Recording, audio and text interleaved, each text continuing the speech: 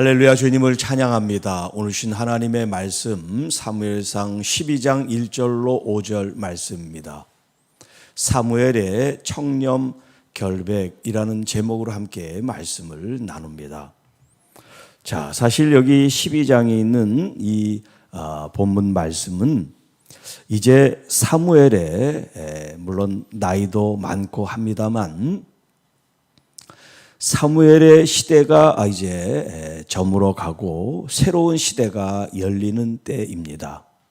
우리가 지난 시간까지 계속 보았습니다만 사실 이스라엘은 특별한 나라예요. 주변에 있는 나라들과 아주 다른 나라예요. 왜 그러냐면 하나님께서 이 세상의 수많은 민족과 나라들 중에서 이스라엘을 선택하셨어요. 하나님의 선택을 받았다는 게 이게 얼마나 놀라운 일인지 당사자들은 잘 몰라요. 그래서 주변 나라가 왕이 있으니까 우리들도 왕을 세우게 해달라고 요구를 하죠. 그 이야기를 들었을 때 사무엘이 기분이 그렇게 좋지를 않았어요. 마음이 기쁘지를 않았어요. 하나님을 섬기는 이스라엘 백성들이 하나님이 계심에도 불구하고 사람을 왕으로 세워서 그의 통치를 받는다는 건 무슨 의미냐면 하나님을 따르지 않는다는 것과 같다는 거예요. 자, 그런 상태에서 하나님은 이스라엘 백성들의 요구를 들어주세요. 그러면서 하나님께서 말씀하시죠. 사무엘에게 이스라엘 백성들이 너를 버린 게 아니라 나를 버린 거다. 이게 얼마나 마음이 찢어지는 말입니까? 하나님께서 이스라엘 백성들을 출애굽하면서 얼마나 많은 사랑과 은혜와 자비와 보호를 하셨습니까? 그럼에도 불구하고 그들은 하나님이 주신 은혜는 싹 잊어버리고 블레셋이나 강대국들이 침략했을 때 하나님이 사사들을 통해서 얼마나 많은 구원을 해 주십니까? 그런데 그때뿐이고 다 잊어버려요. 결국 하나님은 그들의 요구를 들어서 사무엘이라는 사람을 통해서 사울이라는 베냐민 지파 사울이라는 사람에게 기름을 붓고 또 제비 뽑기를 통해서 그가 이제 선출이 됩니다. 자, 그리고 이제 사울이 암몬과의 전쟁에서 대승을 거두죠. 자, 그 이후에 지금 있는 이야기가 오늘 본문의 말씀이에요. 앞에 이스라엘 백성들이 암몬을 이긴 이 승리에 대한 이야기와 아주 좀 다른 결의 말씀이 기록이 돼 있어요. 그 이야기가 뭐냐면 사무엘 자신에 대한 이야기를 지금 하고 있습니다. 그것이 자기 입으로 하는 것이 아니라 지금 새로 세운 왕과 이스라엘 백성들로 하여금 사무엘 자신의 흠결에 대해서 얘기를 하라고 그런 거예요. 내가 너희들에게 무슨 잘못한 게 있느냐. 그렇게 지금 몰아붙이고 있다고 할 수가 있어요. 자, 1절 말씀. 사무엘이 온 이스라엘에게 이르되 보라, 너희가 내게 한 말을 내가 다 듣고 너희 위에 왕을 세웠다. 이제 왕이 너희 앞에 출입하느니라. 이제 왕의 시대가 시작됐다는 걸 이렇게 표현하고 있습니다. 보라, 나는 늙어 머리가 휘어졌고 내 아들들도 너희와 함께 있느니라. 그리고 내가 어려서부터 오늘까지 너희 앞에 출입하였느니라. 자, 이렇게 어릴 때부터 지금까지 이스라엘 백성들 앞에 출입했다는 것은 여러분이 잘 알다시피 사무엘은 어릴 때 하나님 앞에 드려졌단 말이에요. 한나라고 어머니가 이 자식이 없음으로 말미암아 하나님께 서원 기도를 해요. 하나님이 자식을 주면 이 자녀를 하나님께 드리겠습니다. 그렇게 약속했단 말이에요. 그렇게 하나님의 성전에서부터 자란 사람이 바로 사무엘이에요. 나이 들어 이제 오랜 세월 동안 하나님 앞에 그렇게 세움을 받았다는 이야기를 지금 하고 있어요. 자, 내가 여기 있노니 여호와 앞이나 또 그의 기름 부음 받은 자, 여호와의 기름 부음 받은 자가 누구예요? 왕이죠. 사울이죠. 사울 왕. 그러니까 하나님 앞에서나 사울 왕 앞에서 내게 대하여 증언하라. 이스라엘 백성들이 지금 하나님과 이 왕 앞에서 사무엘 내 자신이 어떤 사람인지 여러분들이 사실대로 좀 얘기를 해 주십시오. 이런 얘기예요. 무슨 얘기를 지금 듣고 싶으냐면, 자, 3절에 중반절에 내가 누구의 소를 빼앗은 적이 있습니까? 당시 농경사에서 가장 중요한 재물이 뭐냐면 소겠죠. 양이나 무슨 이런 목축을 하는 사람들은 있지만 농경사회에서 이 소는 여러 가지 일꾼의 역할을 많이 하니까 그만큼 가치가 있는 이제 동물이라고 할 수 있어요. 자, 내가 누구의 귀중한 소, 재물을 빼앗은 적이 있느냐? 또 누구의 나귀를 빼앗은 적이 있느냐? 이 나귀는 교통수단과 같아요. 사람들이 그걸 타고 또 물건을 나르고 그런 이제 운송 수단으로 많이들 사용했단 말이에요. 그러니까 집집마다 나귀가 없는 집이 없을 정도로 아주 요긴한 짐승이죠. 누구의 나귀를 빼앗았느냐? 또 누구를 속였느냐? 누구를 속여서 낭패를 보게 한 적이 있느냐? 손해를 끼친 적이 있느냐? 또 내 눈을 흐리게 하는 뇌물을 누구의 손에서 받은 적이 있느냐? 그래서 사사로서 재판을 하거나 어떤 판결을 할 때 돈에 의해서 청탁을 받고 내가 거짓되게 잘못되게 한 적이 있느냐? 이렇게 지금 사람들에게 질문을 했어요. 만약에 그런 일이 있다면 내가 그것들을 너에게 다시 되갚아 주겠다. 자, 이렇게 질문하니까 이스라엘 백성들이 거기에 대해서 뭐라고 답을 합니까? 4절에 당신이 우리를 속이지 아니하였고 압제하지 아니하였고 누구의 손에서든지 아무것도 빼앗은 것이 없습니다. 자, 이런 대답을 이제 사무엘이 듣습니다. 마지막 5절 사무엘이 백성에게 이르되 너희가 내 손에서 아무것도 찾아낸 것이 없음을 여호와께서 너희에게 대하여 증언하시며. 마치 지금 재판하는 자리는 아니지만 마치 삼자 대면하는 것처럼 하나님이 계시고 또 당사자 사무엘이 있고 또 이스라엘 백성들이 있는 이 삼자 대면 자리에서 지금 내가 이런 잘못과 허물과 죄가 있냐라고 했을 때 이스라엘 백성들이 그런 것이 없다고 전혀 없다고 대답을 했잖아요. 그 대답을 이제 하나님이 다 보고 들으셨다.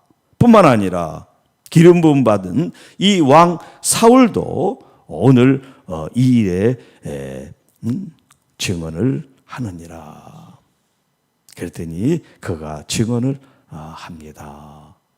지금 모두가 다 이구동성으로 반대하는 사람이 없이 모두가 다 이 사무엘이 얼마나 청렴 결벽하고 하나님의 말씀대로 오늘까지 살아왔는지를 다 지금 사람들이 다 그걸 인정하고 그걸 또 사무엘에게 다시 말해주는 그런 장면이에요.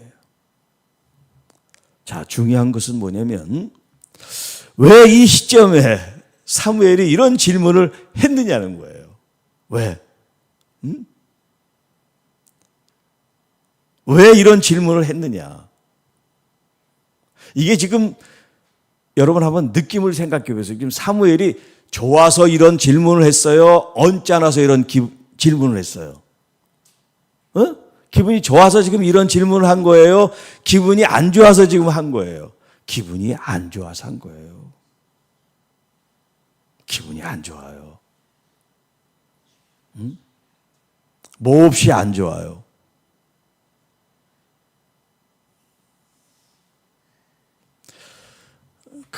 이제 대답은 요 다음에 이제 본문에 나오니까 그때 할게요. 지금 하면 또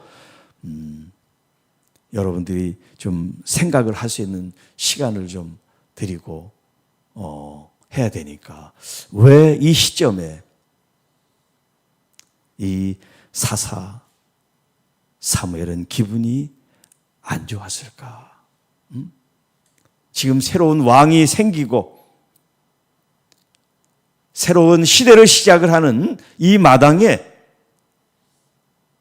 사무엘은 이렇게 기분이 언짢았을까? 단순히 그동안 사사, 제사장, 또 선견자 모든 주목을 받았는데 갑자기 이 모든 주목을 사울이라는 왕에게 돌아가서 노인네의 어떤 이런 섭섭한 마음에서 이런 지금 질문을 한 건가? 그거는 아니에요. 또 다른 의미가 있어요. 아주 중요한 이유가 있어요.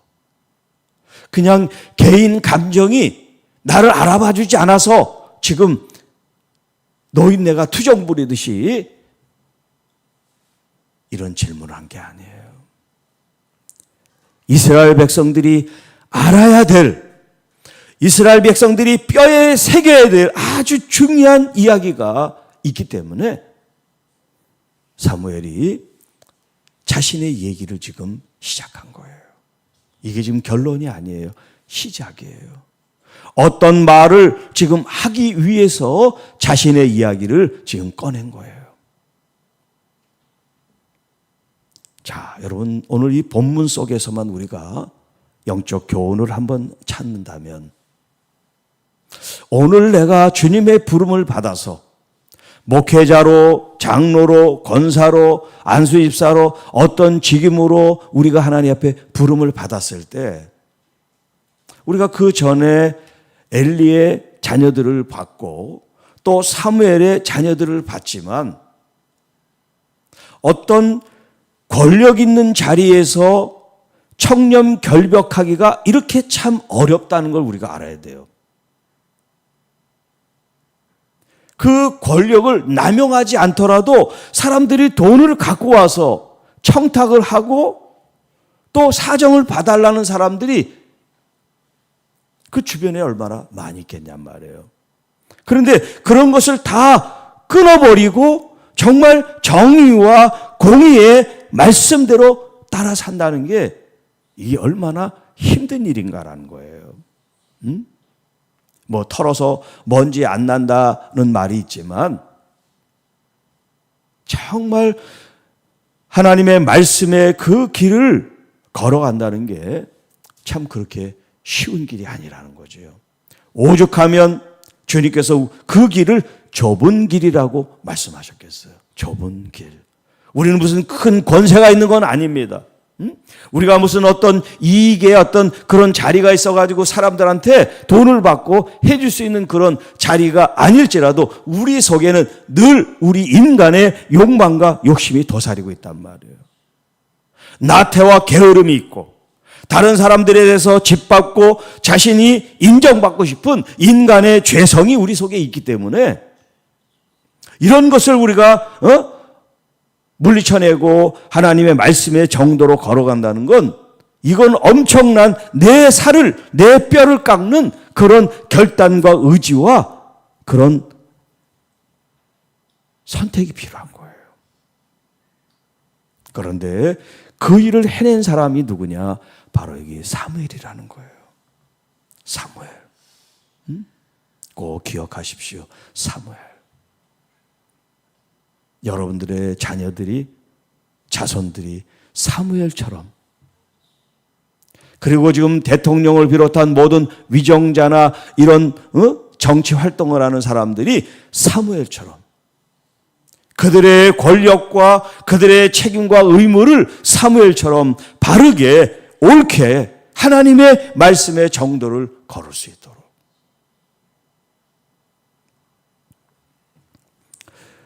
우리 교계에 존경받을 만한 지도자들이 있어야 되잖아요.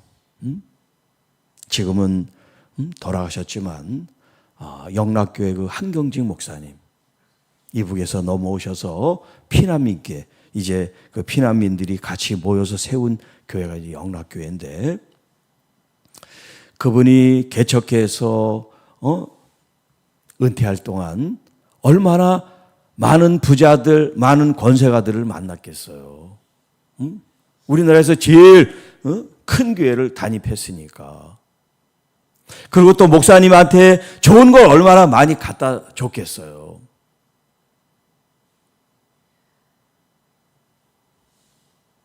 그런데 그분이 은퇴하고 돌아가실 때 남한산성 거기 이제 수도원이, 기도원이 있는데 거기서 이제 홀로 사시다 돌아가셨는데, 그분이 남긴 재물이라고 할 것도 없어요. 옷 몇 벌, 성경.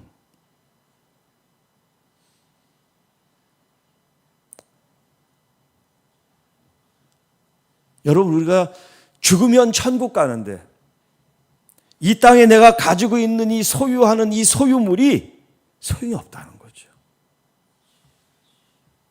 여러분들이 경제활동을 잘해서 어떤 부를 자녀에게 이제 유산을 남겨주려고 하는데,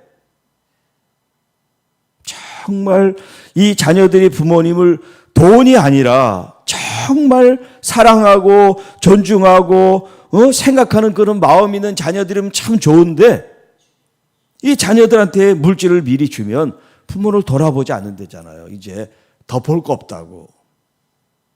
우리가 지금 이런 시대에 살고 있어요. 내가 난 내 자식이에요. 내 새끼예요. 그런데 내 자식들이 나를 부모로 보지 않는 것이 아니라 돈으로 본다고 그러는데, 돈으로. 물론 다 그런 건 아니지만, 이렇게 사람의 관계가 정으로, 인정으로, 어떤 도리로, 말씀과 진리와 은혜로 인간관계를 맺는 게 아니라, 저 사람한테 무슨 또 이익이 없을까? 저 사람한테는 또 무슨 어떤 요청을 해서 내 자리를 하나 얻을까? 다 사람들이 이용하려고 하는 생각으로 사람 관계를 맺고 사람을 만난다면 얼마나 세상이 삭막합니까? 그냥 서로 그냥 그런 것 없이 생각하고 대하고 만나고 그래야 되는 거 아니에요?